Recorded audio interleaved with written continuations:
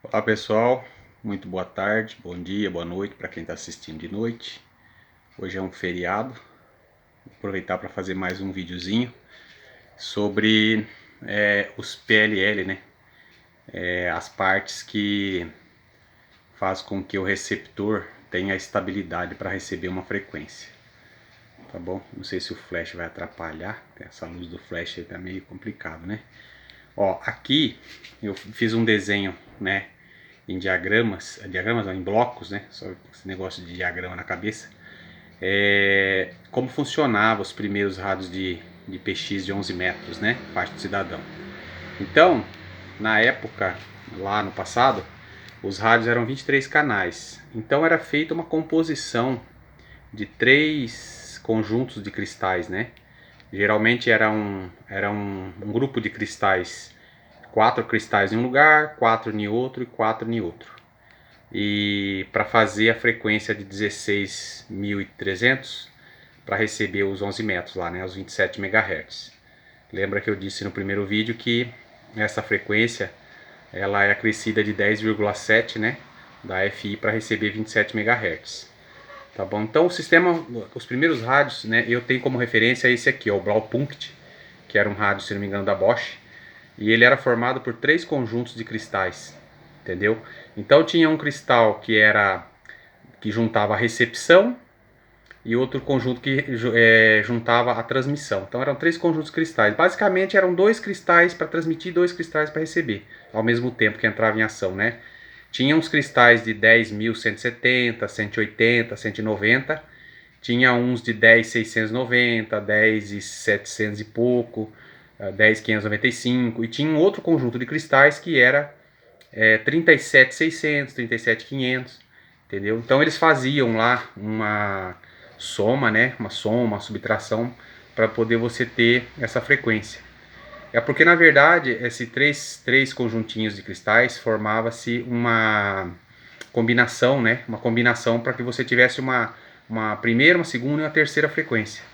Mas esses rádios se limitavam a 23 canais. A maioria deles se limitavam a 23 canais. Depois, mais tarde, nós tivemos a evolução, né, com a chegada do PLL, né, que era um sistema digitalizado, né, binário, para poder você ter uma programação na frequência. E aí sim os rádios passaram a ter 40 canais, certo? Então, nessa época, chegou os PLLs, né, que chegaram foram os da Motorola, o MC14506, e aqueles usados muito no Cobra lá, né, o MB, eu não lembro a numeração dele. Então ele fazia o seguinte, esses PLLs, eles eram muito longe do que é hoje, né?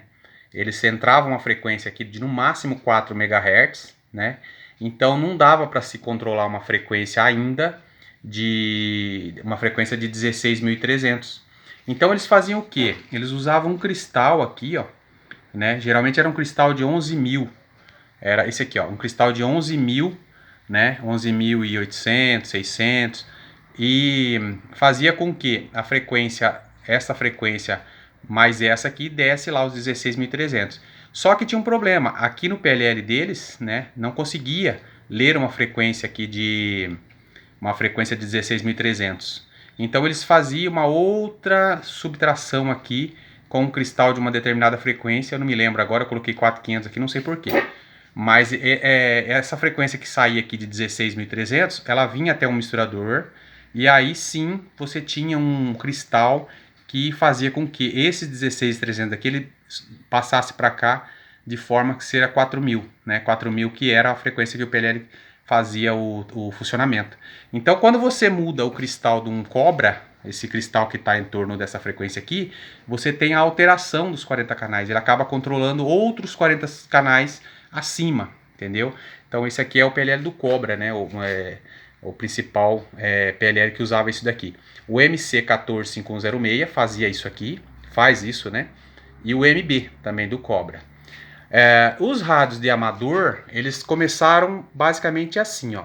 Começaram com uma frequência de um cristal fixo e uma frequência VFO, que você podia mexer na frequência e alterava aqui a saída. Esse sistema foi pouco usado em PX, se é que teve algum PX com esse sistema aqui. Acredito que só os rádios de rádio amador né, que opera em outras faixas, que tinha 11 metros, que é assim. É o caso do Deltão, né, o Delta 120, o Delta 550, Delta 500 e outros rádios, o FT7 Bravo da Yaesu funciona assim, tá? Depois a gente já teve essa aqui, ó, essa versão que já é um PLL com um divisor por 2 tal. Só que esse divisor aqui, na verdade, ele é dentro aqui do circuito. E esse PLL aqui, ele já trabalha na frequência 16300. Quem é esses rádios? São esses rádios.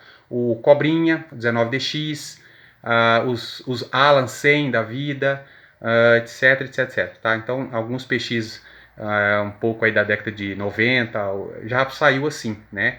Os Cobra 19DX e outros Cobras já um pouquinho mais moderno, né? E aí, nesse caso aqui, o rádio já passa a ter 40 canais, tá bom? Esse sistema é um pouco difícil do cara alterar, tá? O cara dar mais canais aqui, a não ser quando a combinação aqui, e muitas das vezes está sobrando alguma combinação. A maioria das vezes não se tem uma combinação. Geralmente os PLLs da marca LC, da Sanyo lá, que tem algumas combinações aqui, né?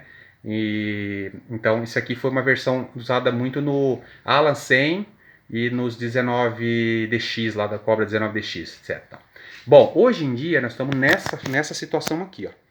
Muito dos Cobras, os rádio Cobra, né, que era usado esse sistema aqui, ó, o pessoal está fazendo essa adaptação aqui, né, o DDS. O DDS na verdade é um sistema autônomo, né, independente do circuito, e ele então produz já diretamente o 16300 através de um circuito bem mais digitalizado, né, uma coisa bem mais usando software. Aqui já usa software e tudo mais, né, e ele solta sai aqui uma onda quadrada, então você tem que fazer aqui um Smith-Tringe, né, para poder fazer a onda ficar senoide, e aí você adapta isso aqui lá no circuito, né, nesse circuito aqui onde vai para o batimento do receptor.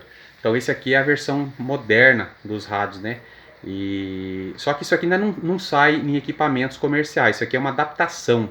Na verdade o pessoal está usando isso aqui como uma adaptação para os rádios antigos. Mas a versão já dos rádios Hanover e os Aquário da vida já é uma versão mesmo APLL, tipo assim, né? Só que o divisor aqui no caso, ele consegue trabalhar com frequências de 25 até 30 mil.